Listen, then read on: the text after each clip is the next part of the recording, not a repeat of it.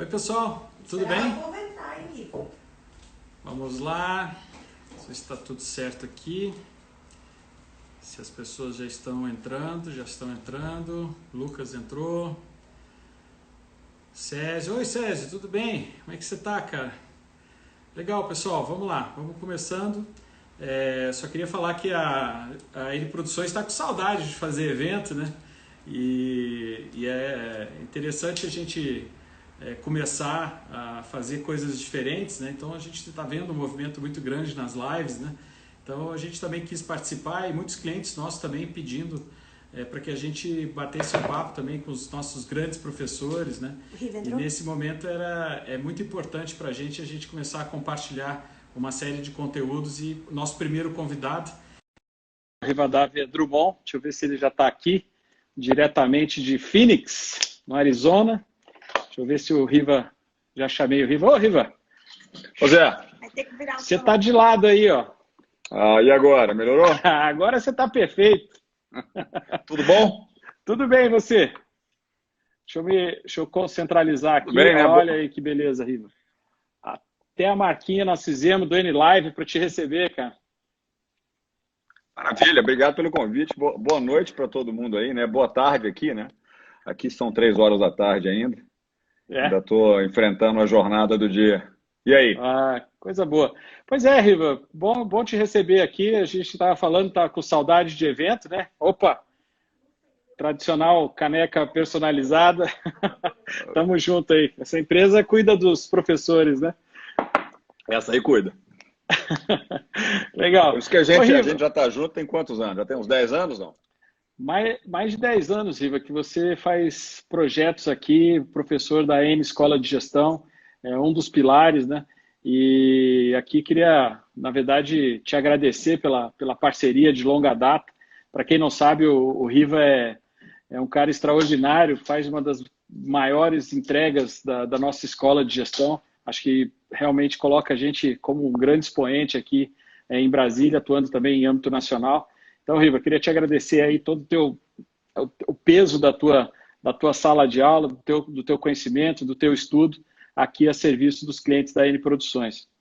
Maravilha, Zé, é um prazer. Tamo junto. Vamos lá. Bom, Riva, para a gente começar a história aqui, eu acho que muita gente te conhece, mas para quem não te conhece, sabe que você é um pós-graduado, pós-doutorado aqui pela Universidade de Toronto, né? Foi reitor da UniBH, presidente da HSM do Brasil, entre outras grandes atividades. Então, mas realmente especializado e como o teu assunto é inovação, estou aqui com o teu livro. Depois a gente vai sortear aqui livros para quem estiver participando da nossa live. Então, no final, a gente vai comentando aqui algumas coisas que a gente vai fazer. Mas, primeiro, eu queria te agradecer, então, e eu queria te perguntar primeiro a questão dessa mudança de país. Você que é um homem da educação, como é que você compara a educação aí, estando na maior universidade pública americana, né, que é a Universidade do Arizona, com todo o conhecimento e a experiência que você obteve nas universidades, na Universidade Brasileira, privada e pública, acho que você conhece muito bem esse ambiente, então eu queria que você fizesse uma distinção e até colocasse aqui, a gente recebeu algumas perguntas, uma lá de Goiânia, de uma empresa chamada Eficaz de Goiânia, perguntando se agora o movimento do EAD realmente decola com esse cenário que a gente está vivendo. Olha, vamos por partes então, né? Eu cheguei aqui em Phoenix, né? Um lugar que eu nunca imaginei morar, em 2016. Então já estou quinto ano corrido, né? 4 anos, mas são 5 anos, né? 16, 17, 18, 19, 20. Uma mudança para o exterior não é um negócio simples, né? Quer dizer, você deixar seu país assim no auge da sua carreira é uma decisão bastante difícil, né? Eu queria aprender coisas novas, afiado a outras coisas, e vi que aquela era a oportunidade, quer dizer, antes de fazer 50 anos, né? Eu brinco que depois de 50 você deixa de ser ativo, né? E passa a ser risco para as empresas, né? Então a gente veio para cá, muita gente me pergunta sobre carreira internacional, é muito difícil, é muito complicado. Eu vim para ficar um ano, né? Como diretor executivo da área internacional aqui, acabei ficando nessa posição por 2 anos, viajei o mundo inteiro, né? Conheci sobre educação e inovação no mundo inteiro. Pode falar aí, pô, Índia, Vietnã, Gana, Japão, Coreia do Sul, Portugal, Espanha, enfim, né? Chile, Argentina, etc. Então, nesse sentido, foi uma experiência extraordinária, mas carreira internacional não começa assim, né? Você não, Deus não Sim. apontou para você, você iluminado, e não. Ela acontece depois de muito trabalho, né? Quantas vezes eu paguei para ir dar palestra no exterior, né? Lá atrás, né? Queria que você viesse falar da sua tese aqui, do seu trabalho, da sua pesquisa, mas não tem dinheiro para pagar nem a passagem, nem o hotel.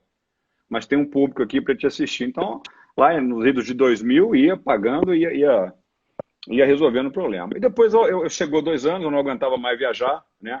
A ASU é uma universidade pública de pesquisa dos Estados Unidos, né? As pessoas não conhecem, né, a ASU. Nós temos mais de 120 mil alunos, dos quais 55 mil alunos estão em cursos de graduação e pós-graduação, diga-se, mestrado e doutorado, totalmente online. Então, isso por ser um grande aprendizado, você ressignifica a qualidade acadêmica e excelência. E aí, quando eu falei que ia sair, que não aguentava mais, aqui tem uma lei pública. Demorou, Zé, a cair minha ficha, que eu virei servidor público, né? Coisa que nunca Sim. passou na minha cabeça ser servidor público, e aqui eu virei o servidor público. Caiu a ficha há pouco tempo, Sim. né? Engraçado isso. E aí, aqui no Arizona tem uma lei o seguinte, que nenhum executivo que é servidor público viaja de classe executiva. Olha só. E uma vez viajei com o governador do estado e com o presidente da universidade, e eles também de classe econômica. Só que havia momentos no mês que eu tinha 3 viagens para Dubai. Pô, Los Angeles, Dubai são 18 horas de avião, é um negócio desumano.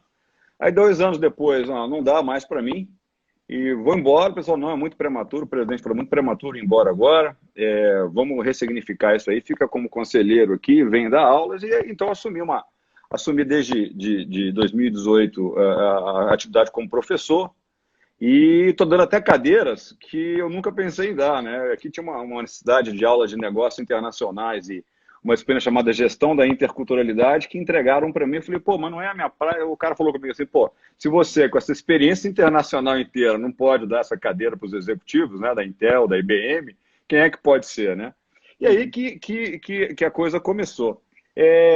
A educação é muito diferente aqui. É muito diferente. A começar pelo respeito que se tem pelo professor, né? Quer dizer, você é um cara respeitado na sociedade, você é admirado. Tem gente que, quando você fala que você é professor universitário, os caras te cumprimentam, bacana, obrigado pelo seu serviço, etc. E aqui eu aprendi muitas coisas que sempre me interessaram. Por exemplo, como é que a gente faz educação de qualidade com escala?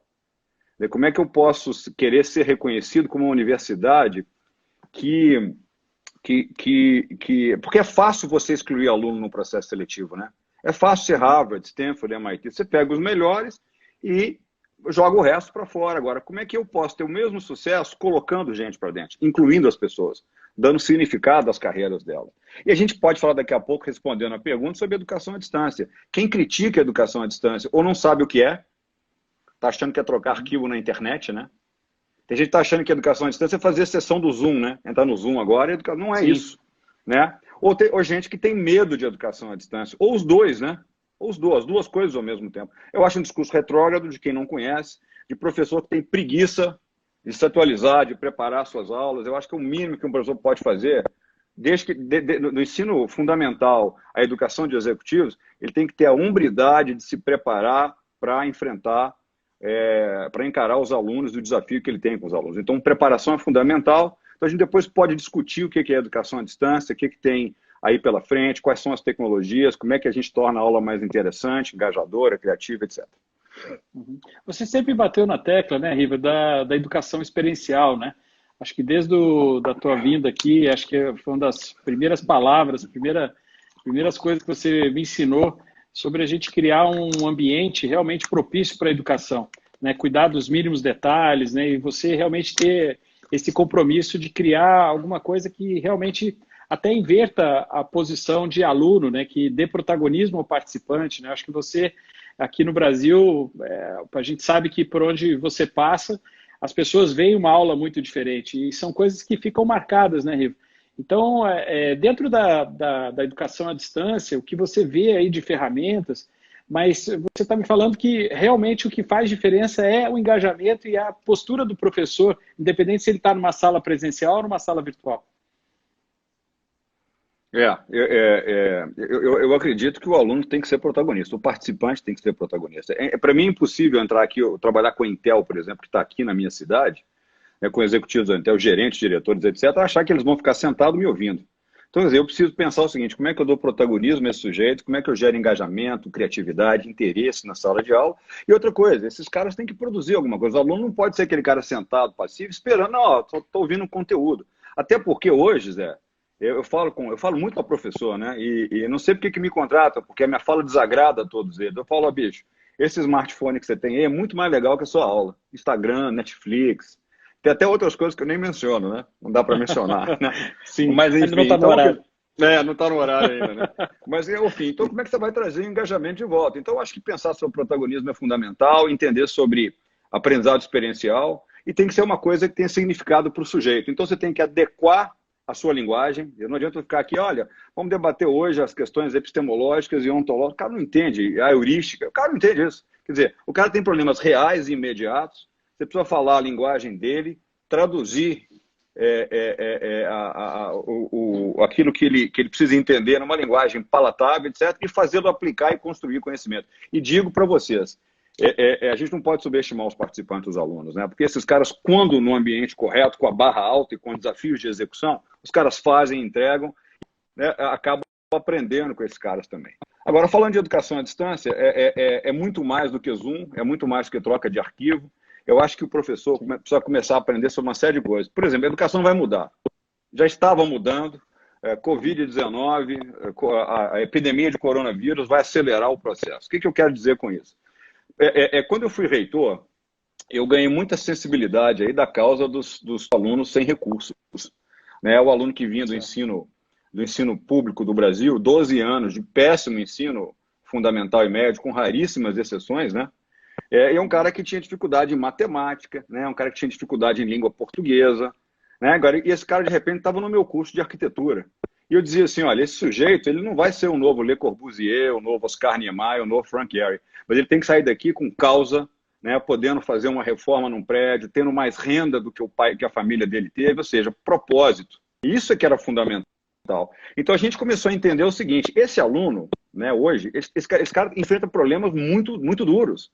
Então ele sai para trabalhar, ele vem lá dos bairros mais da periferia, ele pega um ônibus, 1h30 de ônibus até o trabalho, trabalha o dia inteiro, depois ele pega o ônibus, vai para a faculdade, ou vai dirigindo até a faculdade, mais 1h, 1h30. Depois termina a aula, esse cara volta mais 1h30 para casa. Ou seja, 3 horas do dia dele foram consumidos com mobilidade urbana, que no Brasil é o caos. Brasília, Belo Horizonte, São Paulo, Rio de Janeiro. Ou seja, na pior das hipóteses, a educação à distância devolve para o cara 3 horas da coisa que ele tem mais de precioso, que é a vida dele, que é o tempo, né?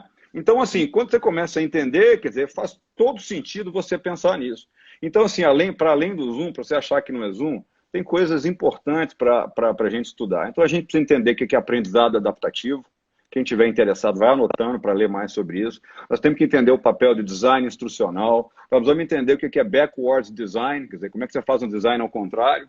Eu começo a planejar a minha aula pelos meus objetivos de aprendizado, e não pelo conteúdo que eu quero dar, o que estou acostumado a dar, o que me é mais. Né? E precisamos conhecer uma série de ferramentas. Eu estou aqui com executivos de grandes empresas multinacionais, internacionais, e eu começo a brincar com uma série de coisas. Eu posso estar usando o Zoom para fazer uma sessão ao vivo, mas eu entro com um cara com ferramentas como o 4Class, por exemplo. Eu dei um caso agora para os executivos da Tesla, por exemplo. Um caso sensacional, onde eles têm que entender que a estratégia é um modelo de negócio e que há questões de agência ali. Bom, o que acontece? Eu entro lá com uma série de perguntas, os caras fazem, respondem. Fulano, olha, eu estou vendo aqui, 99% da turma respondeu que sim, e você ao contrário em relação a isso. Isso por quê?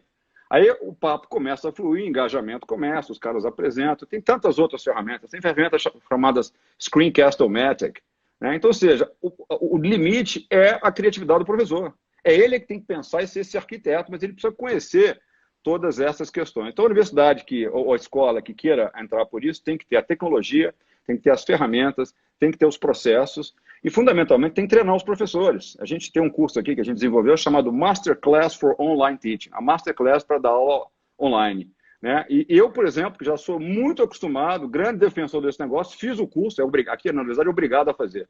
E aprendi bastante. E vou dizer mais. Eu vou dizer mais para a gente que dá mestrado, doutorado, MBA, graduação aqui, totalmente online, nunca vê o aluno, né? É muito mais difícil e muito mais complexo e muito mais trabalhoso preparar uma aula online. Então, quem tem opiniões negativas, não conhece, não sabe fazer e tem medo de perder o emprego. Eu acho que esse discursinho antigo que predomina no Brasil tem que acabar, né? Vem lá do sindicato dos professores, vem lá do professor que está com preguiça de fazer alguma coisa. Agora, professor jovem, e jovem que eu falo não é de idade, não, de cabeça, cara. Você tem um de se reinventar agora e sair na frente. Legal, Riva. E uma curiosidade, Riva, assim, eu entendo que você foi reitor aqui de uma universidade, mas como é que funciona o financiamento americano? Assim, aqui a gente vê você citou o caso desse jovem aluno aqui que vem de periferia e vai estudar dentro da UniBH ou de qualquer outra universidade, faculdade brasileira, universidade. E nos Estados Unidos, como é que funciona esse financiamento? Isso é um delay que, na verdade, a gente tem no Brasil e é questão de recurso também.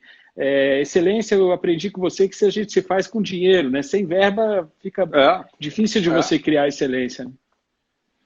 Né? Quando eu era reitor, eu dizia para a minha turma assim, né? Tinha a turma a turma do romantismo da educação, eu me incluía nelas, né? Mas eu tive que cair na real. Excelência custa caro e tem que ser financiado. Então, se eu pego lá a escola, eu pego o Harvard, tem 6 bilhões de endowments, de doações. Pô, me dá 6 bilhões de orçamento, eu faço a melhor universidade que você quiser. Agora, se eu não tenho essa quantidade de dinheiro, eu tenho que focar em qualidade. O que pode ser qualidade na educação? Isso vale para você que é executivo, você que é do RH, está na empresa, tem que pensar em 3 coisas. Quer dizer, currículo, quer dizer, quais são os objetivos de aprendizado que você tem, onde é que você quer chegar, o percurso formativo do participante, do aluno, quer dizer, como é que é a jornada, a caminhada dele pelo aprendizado, né? E, por fim, capacitação do professor. O cara tem que estar capacitado para falar isso. Quanto ao financiamento, é a grande questão que se impõe a expansão da oferta do ensino superior, como o ProUni, como o FIES. Né? O FIES não funciona mais como funcionava. Há várias críticas ao FIES. Acho que são pertinentes, sim, mas acho também que você tem que pensar a questão do financiamento. Aqui nos Estados Unidos não existe ensino superior gratuito. Ensino gratuito é ensino médio fundamental. Né? A universidade é paga. Então, ponto. Quer dizer, todo mundo que quiser entrar vai ter que pagar. Ou os pais que podem ter condições de pagar vão pagar, o cara vai conseguir um empréstimo, ele vai usar os órgãos oficiais para conseguir o financiamento. E olha que aqui a gente antes da pandemia, a gente estava crescendo há 5, 6 anos a taxa de 10% em número de alunos. Então, assim, o americano ele tem uma tradição, Zé, de voltar para a escola em momentos de crise. No Brasil, a gente faz o contrário, né? Você corta tudo, né? Os RHs cortam todo o investimento em educação, as pessoas param de ir para a escola, mas não, aqui é o contrário. Aqui os caras aproveitam aqui, pegam o recurso que tem, vendem o carro, fazem alguma coisa, mas os caras voltam para a escola para se qualificar. E eu acho que não pode ser diferente, né? No momento em que você está falando em sociedade do conhecimento, conhecimento é moeda de troca, ou seja, você tem conhecimento, você vai passar apertado, né? Ô, Riva, boa parte daquilo que você está falando sobre a questão da educação, na verdade, tem boa parte disso você ensina aos nossos alunos aí, até fazendo um merchan, se você me permite, não sabemos quando nós vamos executar, mas o Riva vem ao Brasil para fazer uma parte presencial, que eu sempre achei, olha, isso aqui é de uma riqueza extraordinária, você ter um professor desse gabarito a teu dispor durante 2 dias para que você possa realmente trabalhar a inovação com uma visão muito ampla, né? E eu sempre que a gente está envolvido, seja num bate-papo, numa live, eu sempre gosto de deixar para o cliente da Eri Produções alguma dica.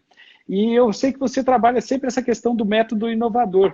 Eu queria que você desse uma aulinha sobre esse pensamento inovador, talvez um pouco do que está aqui no teu livro e um pouco do que você tem vivenciado aí no Arizona, aí na universidade. É o seguinte, esse livro aí foi lançado em 2018, né? Ele foi um contrato com a editora Planeta. A Planeta não esperava que eu saísse do Brasil, aliás, nem eu, né? A minha editora, até brinquei com ela, se você quiser eu pago para não publicar o livro. Ela falou, de jeito nenhum, já assinou o contrato, você vai ter que entregar esse livro. Esse Fazendo a Inovação Acontecer é a primeira conversa com gestores de empresas já estabelecidas. São gestores que têm problemas, enfrentam cenários de relativa certeza, vamos dizer assim, e eles estão preocupados com as coisas fundamentais, alocar recurso, desenhar processos, né? Eles já têm valores que guiam a tomar decisões no dia a dia. Então, esse livro trabalha os 4 pilares. Como é que a inovação está na minha estratégia? Quais são as alavancas de inovação? Inovação não é só produto, não é só tecnologia. Inovação é a única coisa que entrega o cerne da estratégia, que é crescimento. Depois eu falo assim, que problemas de execução você vai ter? O que vai dificultar a execução? Eu falo de coordenação, eu falo de design, eu falo de questões comportamentais, né, que são os que mais ferram a execução, né, e a gente discute isso muito aí. Estou vendo a Ieda aqui dando um ok para a gente fala muito isso sobre questões comportamentais, né, na execução. Depois a gente ensina o cara a ver ferramenta, né, o cara acha que entende de design porque fez um cursinho de 2 horas de design thinking, pô, não é assim, né? Os alunos, assim, acho que os alunos adoram o programa ao final, que amanhã eles ficam enfurecidos com a encarada que eles recebem, né, em termos de postura de aprendizado. E depois eu falava de métricas, né? Como é que você mede esse negócio? Não, beleza, tudo bem, tudo funcionando, bacana. Agora, o que aconteceu aqui? Aconteceu aqui que nessa minha nova posição, um bilionário americano chamado Tom Prescott resolveu dar alguns milhões para que a universidade... Ele é um ex-aluno, eu até perguntei, por que você quer doar esses milhões para a gente? Esse cara, se vocês quiserem entrar no Google, ele criou a Align Tecnologias. Está lá no Vale do Silício, lá em... Eu tenho que tomar um cuidado para não falar Vale do Silicone, rapaz, porque é Silicon Valley, né? Eu lembro de uma tradução do livro que uma vez no Brasil eu vi Vale do Silicone, né? No Vale do Silício, e esse cara falou assim, ó, eu quero pagar de volta o que a universidade me deu. Então eu quero que vocês criem um curso com um processo passo a passo para o inovador, cujo problema não é manter o cliente, mas é criar um cliente novo. Aquilo me deu né, criar, ou seja, esse cara teve uma sacada como empreendedor que eu achei genial. Uma coisa é você manter o cliente, que está voltado para a gestão tradicional. Outra coisa é como é que você cria um cliente. E esse cara, então, encomendou um programa, eu vou botar milhões, ele botou lá um compromisso de 10 milhões de dólares para fazer isso. Ele quer, inclusive, dar bolsas para empreendedores que não podem pagar, é super genial. Eu não quero sala de aula, ele falou comigo. Sala de aula zero, blá, blá, blá, não vai resolver o problema, né?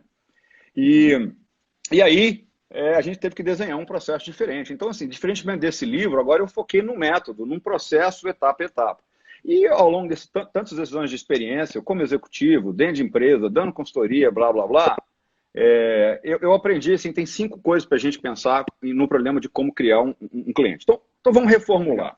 Eu acho que inovação, Zé, é gerenciar em cenários de incerteza e não linearidade. Acho que é a primeira coisa. Então, uma coisa é a gestão tradicional, que a gente aprende, planejamento estratégico, pesquisa de mercado, blá, blá, blá, gestão tradicional, lindo. Agora, tem uma outra coisa que é a gestão que lida com a incerteza, que é essa que a gente está falando agora. Então, como é que você lida com a incerteza, né? E a incerteza, ela tem várias etapas, assim. Você pode ter uma incerteza em relação à demanda, né? Align, a empresa se chama Align, A-L-I-G-N, Frederico. A primeira questão é que você tem várias incertezas quando você quer criar um cliente. A primeira incerteza é o seguinte: tem demanda? A incerteza de demanda. A demanda para essa minha ideia? 2, eu consigo construir? A incerteza tecnológica. E 3, há uma incerteza ambiental, né?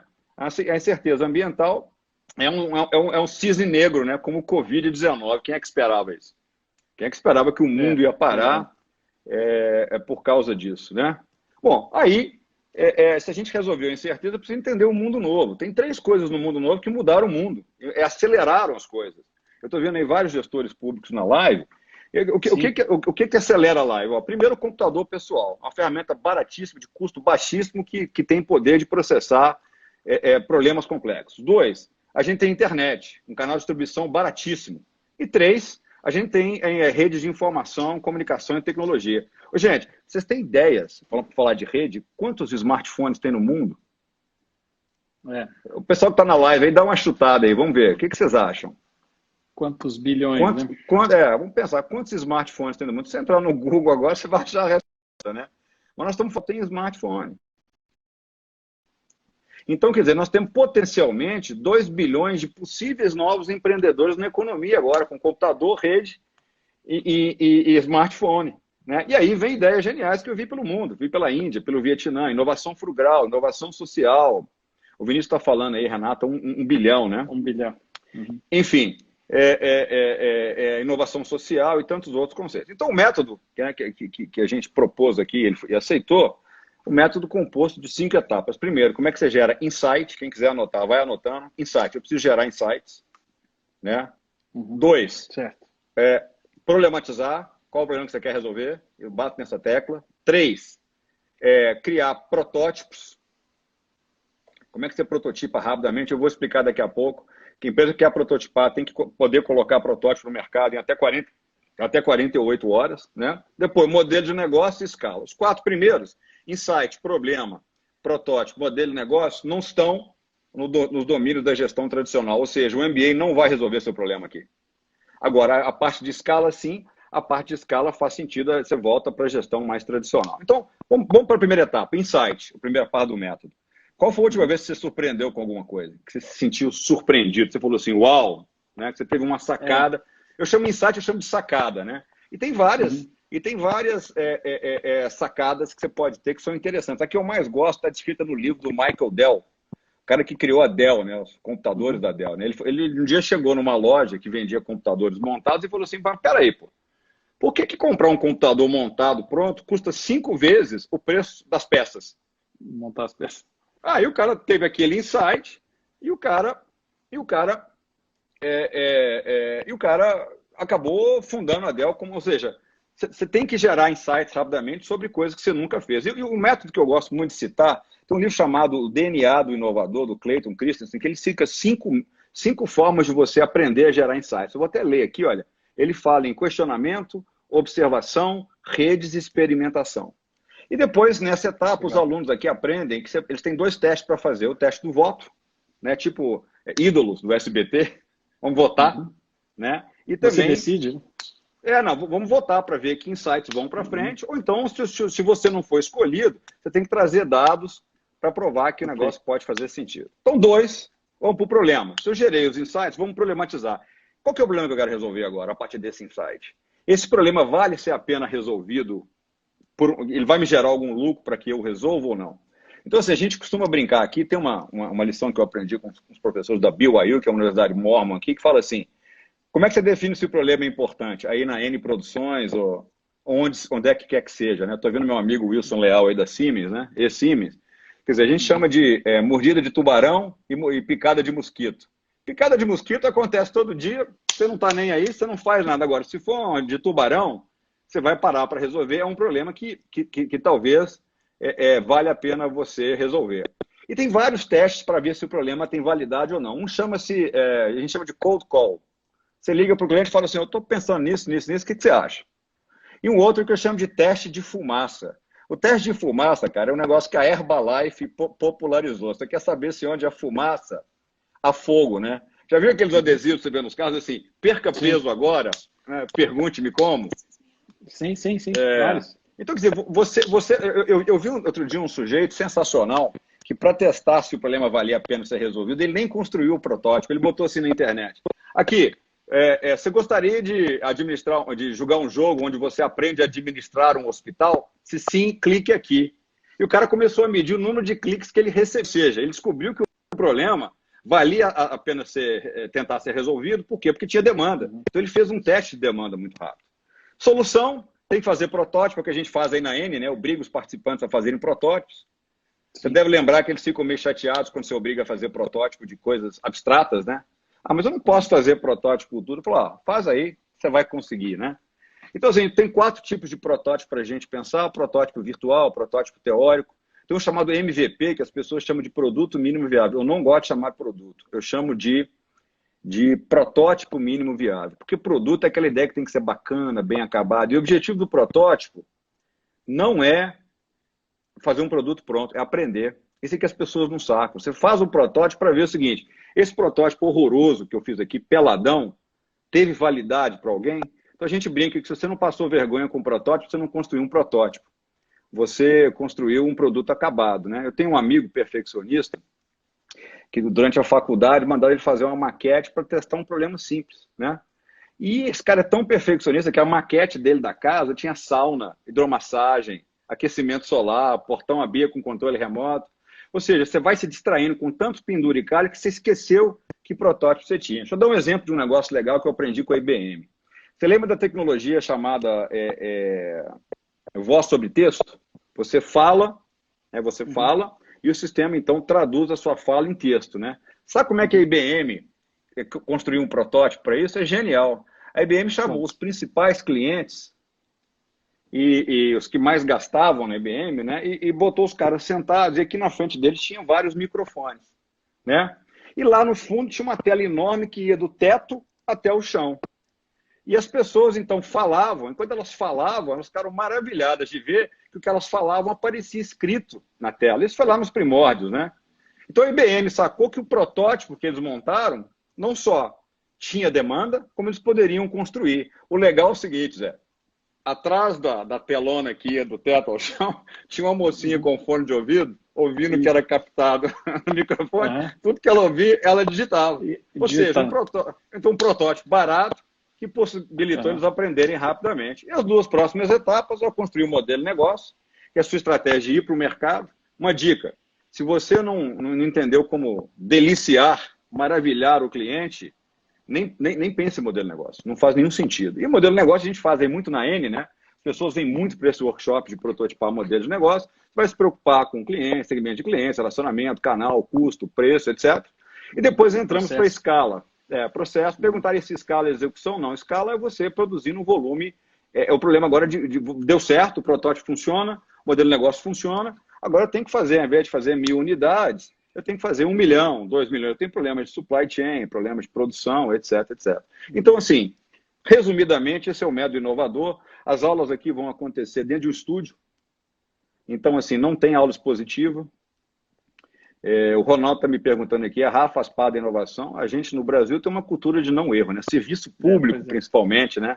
Já discuti isso com vários executivos aí. A gente não pode errar. Bom, sem errar fica difícil aprender, né? E a nossa carreira é mais feita muito mais de erros do que de acertos. E por fim, para finalizar, essa sala, os alunos estão em laboratórios, estão resolvendo problemas, construindo, testando ideias rapidamente, e tem 3 professores na sala, um do design, um da engenharia, um de negócios. E a gente faz uma técnica pedagógica chamada crítica de mesa. Em inglês é desk critique. Se você é professor que está ouvindo essa live aqui, aprender, vai no Google, desk critique, e a gente chega lá e afoga os caras na porrada, para ver se vão sobreviver ao final. E para amarrar, eu preciso de um novo tipo de liderança aí. Você não vai ser mais chefe.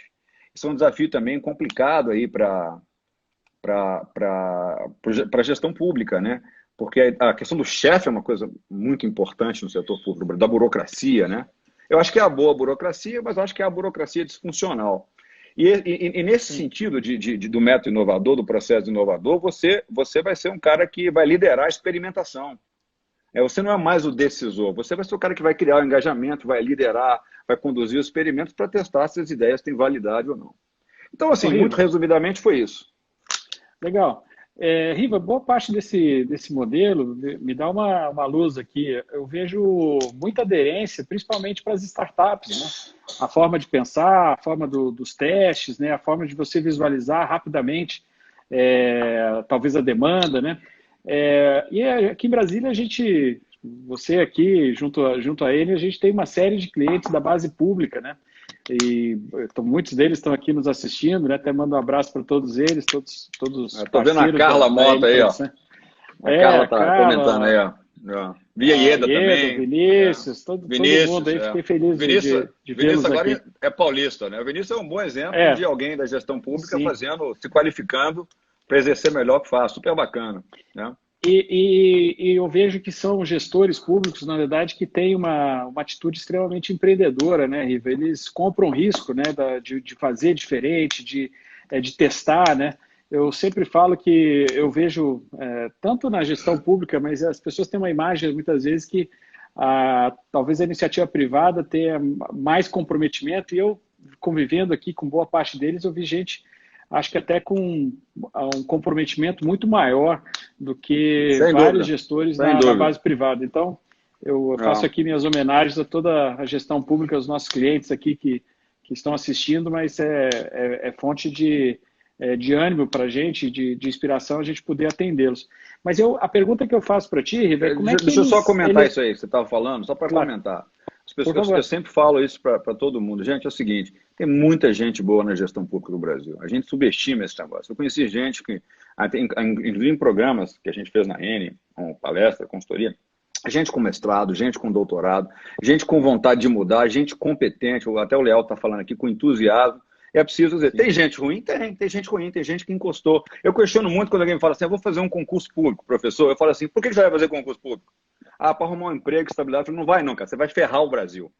Agora, você vai fazer um concurso público para ser extraordinário e competente, lá faça, né? Mas desculpa, te interrompi, mas é sempre bom falar isso.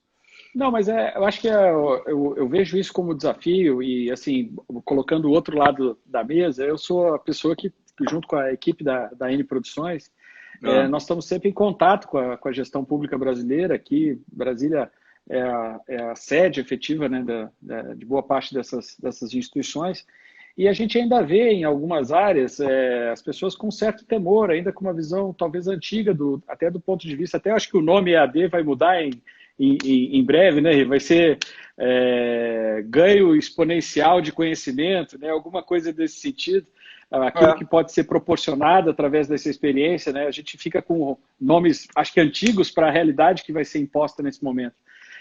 Mas basicamente era como é que a gente poderia colocar esse pensamento do teste, do erro honesto que você bate tanto na tecla, dentro da gestão pública, muitas vezes engessada. Eu nunca esqueço de outro amigo nosso, o Manuel, que fala assim, olha, se a gente tem que fazer tudo que está dentro de uma regra, mas a gente precisa fazer. Muitas vezes a gente tem que assumir a responsabilidade, assumir determinados riscos, porque alguém vai vir questionar, mas nós temos aqui a documentação e a prova de que se a gente quer inovar, se a gente quer melhorar, alguma margem de risco a gente vai comprar em algum momento, né?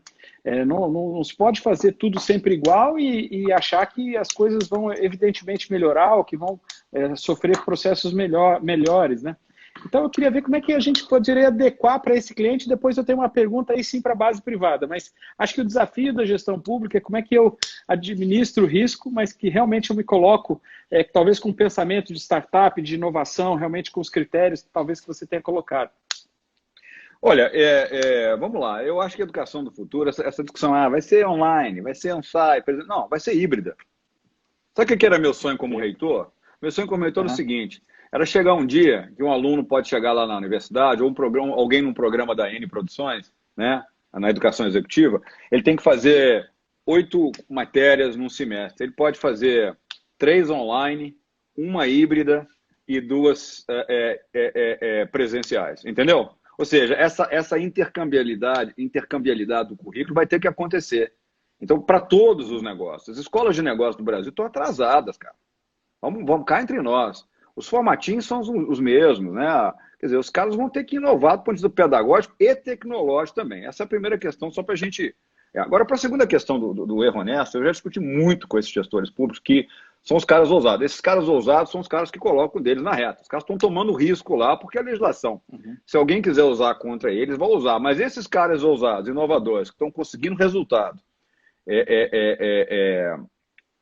excepcionais, os caras vão ter que começar não basta botar o ovo, né? Tem que cantar sobre o ovo. Os caras vão começar a publicar e dar vazão a isso. Os caras começam a criar boas histórias de inovação e publicar na internet a custo baixíssimo hoje. Esses caras começam a participar de congresso e são esses caras que vão liderar um movimento para que se mude a legislação, né? Para que se mude o processo regulatório, para que a gestão pública possa efetivamente ser inovadora. Um exemplo absolutamente simples que está acontecendo aqui, eu comprei uma moto antes da pandemia.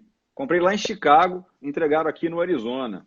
Rapaz, o Detran aqui, eu fiz tudo online aqui pelo telefone. Em 30 minutos eu licenciei, emplaquei, em 48 horas estava na minha casa. Ou seja, isso dá uma boa dimensão. O que vai ser a oferta de serviço público daqui para frente? Então, assim, eu acho que esses gestores que você citou aí são pessoas, eu estou vendo vários aqui na live hoje, são pessoas que estão pensando na frente. Sim. E graças a Deus, são esses os caras que vão liderar a mudança na gestão pública do Brasil. E outra coisa, se mudar fosse fácil, amigão, todo mundo mudava, né? Quantas pessoas você conhece que começam o regime na segunda-feira? Não, segunda-feira eu começo meu regime. Né? Aí você perguntou para a pessoa errada, hein? Segunda-feira eu também. Eu também começo segunda-feira, eu vou à orgia gastronômica no fim de semana. Segunda-feira de manhã eu começo. Eu acho que é natural, isso aí acontece mesmo. Agora, realmente, Riva, isso que você está colocando é um desafio que a gente tem. Na outra ponta, a gente recebeu algumas perguntas, né, de pessoas que são mais da base privada, mas assim, dá uma sensação, Riva, que todo mundo coloca fechadura, tranca, grade depois que a casa é arrombada, né? Isso é bíblico, né? Então, nesse momento, está todo mundo meio desesperado, né? De falar assim, olha, como é que eu vou me transformar em digital a partir de hoje, né? E eu brinco assim, acho que todo mundo passou por um momento aqui de medo, né? Aquele primeiro impacto, o que que eu faço, como é que eu me transformo. Depois começa para, até você compartilhou comigo a questão do aprendizado, né? O que que a gente vai ter que aprender e realmente olhar para o futuro, né? O que que a gente pode fazer efetivamente nesse próximo cenário. Mas as perguntas específicas da base privada foi assim, existe um protocolo, você que já foi número um de algumas organizações importantes, passou, eu tenho certeza que nenhuma crise como essa, mas passou por determinadas crises. E qual que seria o protocolo ali da crise no primeiro momento? O que você falaria assim? Passei por várias crises como presidente, como diretor, como reitor, barra pesada, né? Você tem que responder. Estou vendo várias pessoas do meu time aqui que me alegram. Se não fosse esses caras aí, não fosse o trabalho em equipe, não tinha conseguido realizar nada do que realizei lá. E já passei também por crises como o Covid, né? Eu morava no Canadá com a gripe suína, né? Ah, sim. A minha filha tinha 6 meses, eu fazia pós-doutorado, minha filha tinha 6 meses, né? Eu me lembro que eu saía para ir dar aula, voltava da universidade, e minha mulher me esperava em casa com um lança-chamas, né? Já estressada, não toque no bebê, né? Passa o álcool, né? Toma banho e tal. A gente já passou por uns perrengues também morando em Hong Kong e tal.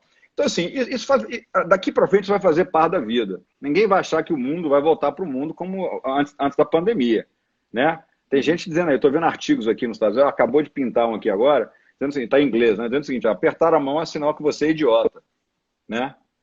Ou seja, os comportamentos vão mudar. A gente pode depois falar disso, o que muda, né? O que eu acho que muda e tal. Eu não gosto de futurologia, não. Eu lembro da mãe de Iná, né? Não é. Mãe de Iná errou todas, né? Mas falando de protocolo para deixa eu falar empresas da transformação. Bom, então, assim, primeira coisa, transformação digital é o seguinte: se a sua empresa não é nativa digital, não nasceu como Instagram, Airbnb, você é uma empresa que nasceu antes, você é uma empresa da era analógica, então você precisa falar uma linguagem nova. Então, a primeira coisa que eu falo em transformação digital é o seguinte, cara, não é tecnologia. Né? Achar que transformação digital é unicamente tecnologia está absolutamente errado. Né? Então, tem 5 domínios. Um livro que eu recomendo, se vocês quiserem anotar, um bom livro é de um professor de Colômbia chamado David L. Rogers. Escreveu um livro chamado Transformação Digital. Dá uma olhada no livro. E lá, o Rogers, ele tem uma explicação muito simples, muito didática. Né? Depois, quem quiser se aprofundar, eu tenho N papers aqui, científicos, acadêmicos. Né? E ele fala em 5 domínios para você pensar em transformação digital. Cliente, competição, inovação, dados e valor. Ou seja, então, para começar a pensar em transformação digital, tem que pensar nesses 5 domínios de estratégia. Né? Redefinindo o que é estratégia. Tem gente dizendo que não tem mais vantagem competitiva sustentável. Então, assim, quando você fala de cliente, cara, é preciso pensar o seguinte, que os clientes mudaram com 3,5 bilhões de smartphones no mundo. Tem uma foto que eu uso nas palestras, você deve lembrar, Zé, que é aquela do dia inaugural do 2 papas, né? O nosso Papa Tampax lá, o Bento XVI e o Francisco, né? Em 2 momentos, na mesma Praça de São Pedro, lá no Vaticano. A diferença é um exército de smartphones. Né? Então, quer dizer, com 3,5 bilhões de negócios, o cliente mudou, cara. É um cliente que faz review online, é um cliente que escreve blog. Eu só compro na Amazon quando eu vejo reviews postados por outras pessoas. Então, assim, em relação aos seus clientes, a rede é muito mais importante agora que simplesmente incentivar a compra.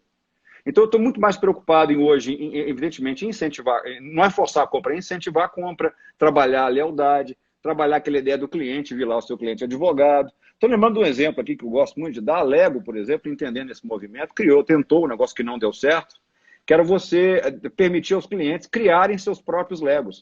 Você manda a Lego, constrói o Lego para você. Acabou não dando certo. Mas no Brasil, a coisa mais famosa tem o Waze, né? O Waze não só funciona e só é possível porque os clientes são a grande fonte de geração de valor da rede Waze. Então, o cliente é a primeira coisa. Competição. Além de competir com os competidores tradicionais, tem gente no setor público que acha que não tem competição, hein? Que é uma ideia equivocada, na minha opinião. Existe sim. Né? Pergunta para o Serpro se não existe competição. Né? Vamos dar uma olhada por aí. Mas, assim, não só você está competindo com os seus concorrentes tradicionais, mas você está concorrendo com gente que não estava necessariamente na sua indústria.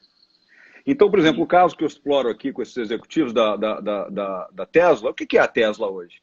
O que é o negócio da Tesla? Né, os alunos eles falam todos os executivos aqui, né? Inclusive são executivos que dirigem Tesla, né? É veículo elétrico. Aí eles vão descobrir que não, que a Tesla tem um negócio chamado Gigafactory. A Tesla pode competir com a CEMIG, as centrais elétricas de Minas Gerais. Como é que chama em Brasília, a empresa de energia elétrica?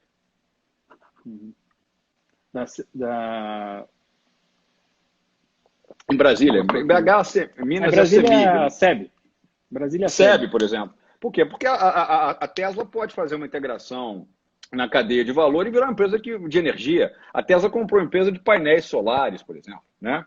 Depois, dados, né? O livro que eu mais gosto, que eu incentivo as pessoas a lerem para entender a importância de dados no negócio. É caro, dá trabalho, plataforma, processo, o diabo a quatro, é super claro. Agora, você não tem mais como ficar de fora de capturar informações estruturadas e desestruturadas que estão em mídias sociais, estão em e-mails, estão em reviews, né?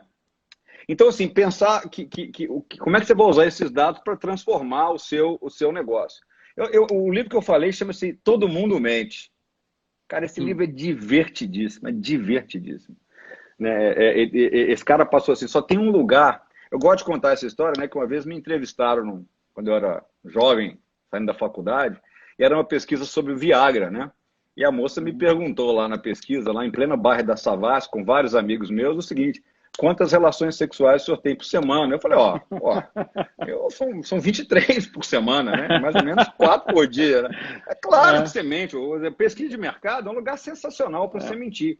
E ele fala que só tem um lugar que as pessoas não mentem, que é aquela caixinha de busca do Google. Lá, as pessoas escrevem o que elas realmente querem saber. Então, esses caras começaram a pesquisar. Então, as empresas têm que se interessar por um negócio chamado Data Science, ciência de dados. As empresas têm que começar a olhar para a visualização de dados. Tem boas dicas de leitura, depois a gente pode deixar aí para o pessoal que participou da live. Os alunos que me perguntam assim, o que eu aprendo agora? Eu falei, cara, vai aprender Python, uma linguagem de programação.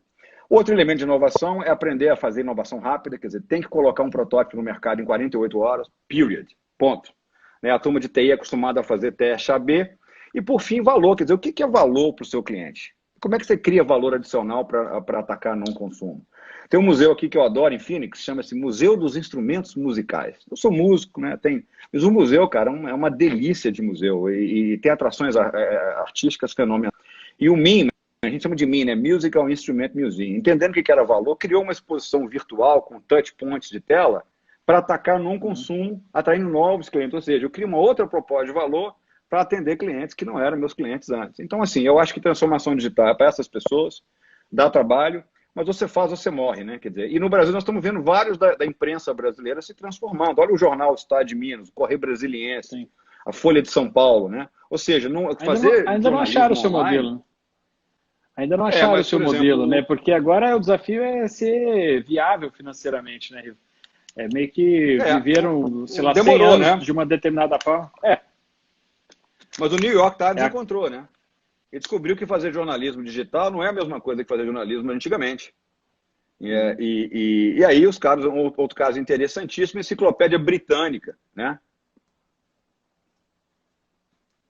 Bom, enfim, então transformação digital é isso.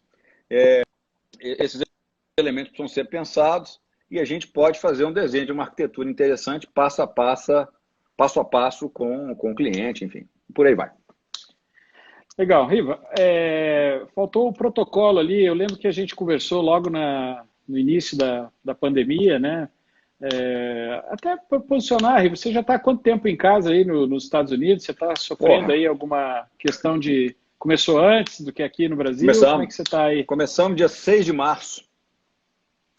Eu estava indo para o Japão com a minha mulher e minha filha. Eu ia fazer uma palestra numa universidade japonesa. E, é claro, ia ficar lá, né? O Japão é um lugar ruim de visitar, sabe? Eu sou um grande, eu sou um grande defensor da Ásia, cara. Acho que a Ásia é um lugar que todo mundo devia conhecer. China tem 4 mil anos de cultura, enfim. Mas, enfim. Mas você mencionou, eu não entendi a pergunta do protocolo. Ah, tá.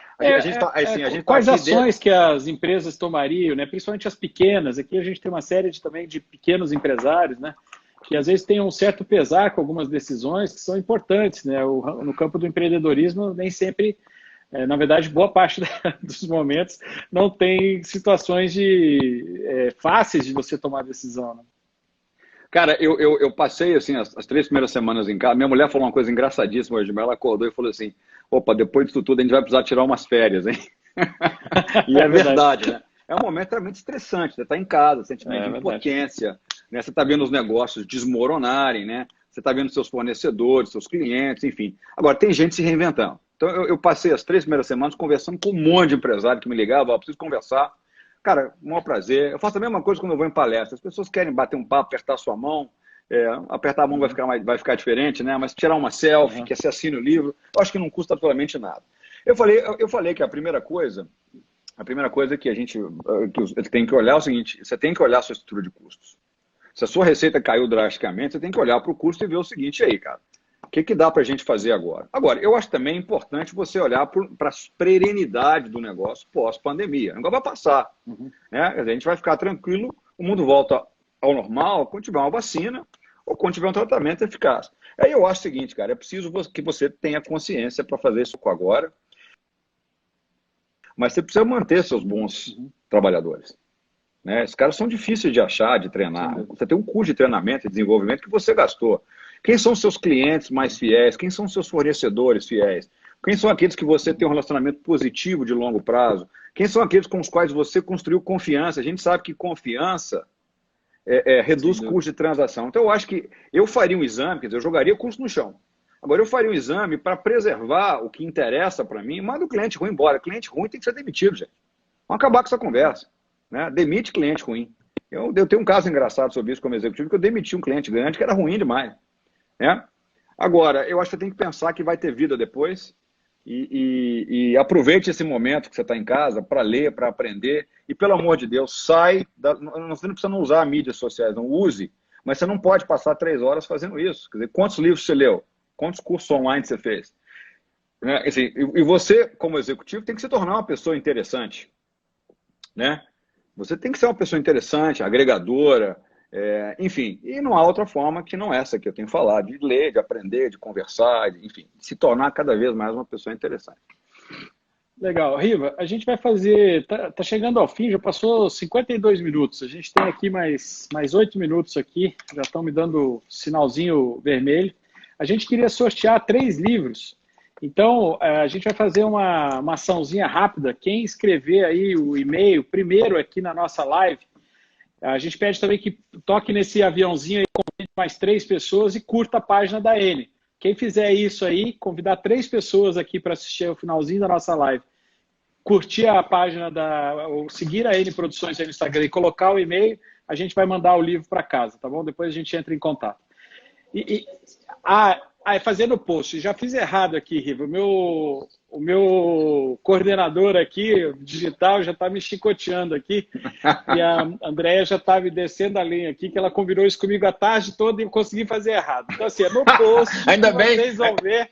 Ainda bem que eu tenho. Graças a Deus que tem a Andréia. É isso. E ainda quem tem a Andréia vai ter sempre uma marquinha bem feita, né? Quem tem assistência de parceiro não fica na mão. Só evento excepcional. Sem dúvida. Então, assim, então, no post que a gente vai fazer do Riva, te agradecendo, logo daqui a pouquinho, chamar mais 3 pessoas para curtir a página e marcar 2 amigos e curtir a página. Pronto, acabei. E quarta-feira, 11 horas, porque amanhã é feriado aqui, aniversário de Brasília, 60 anos de Brasília.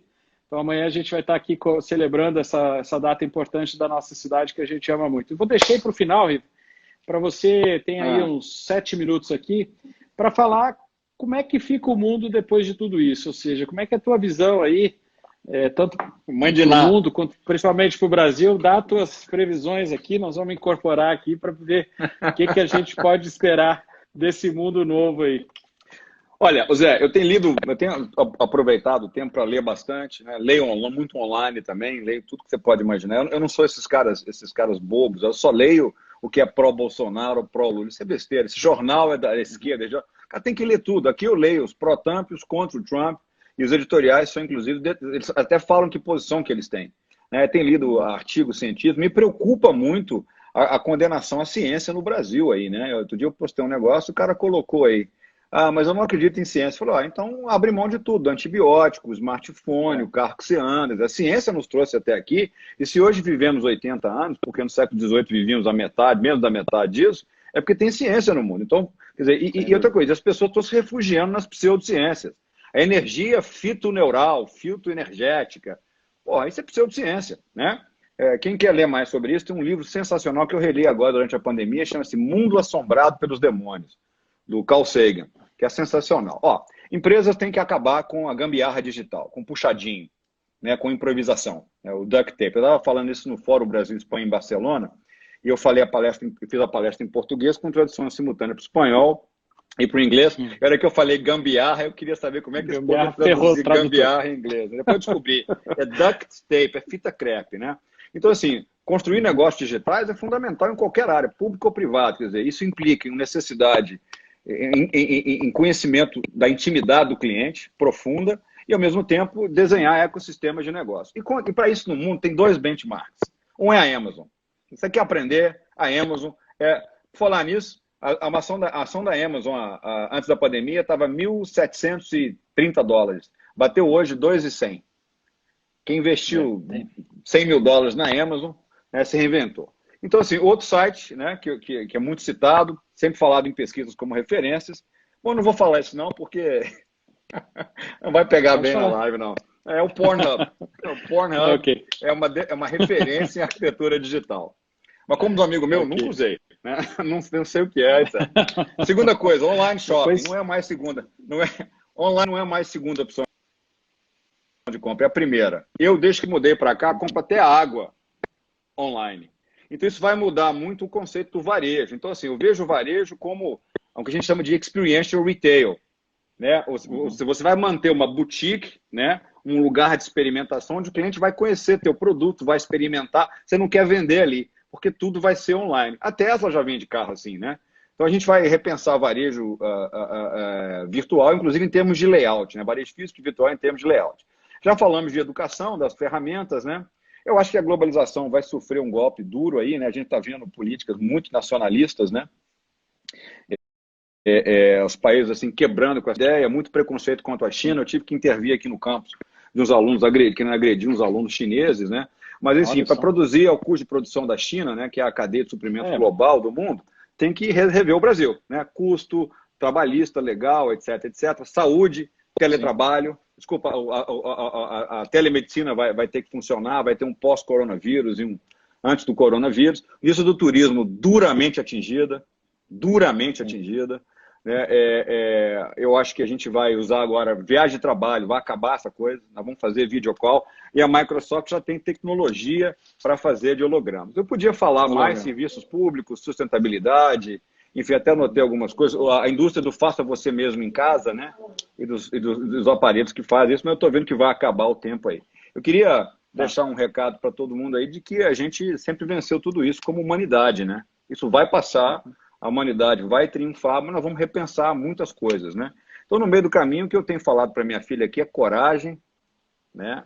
Ousadia, afeto, construir o legado e continuar agindo com muita integridade, que os tempos daqui para frente vão exigir cada vez mais a integridade.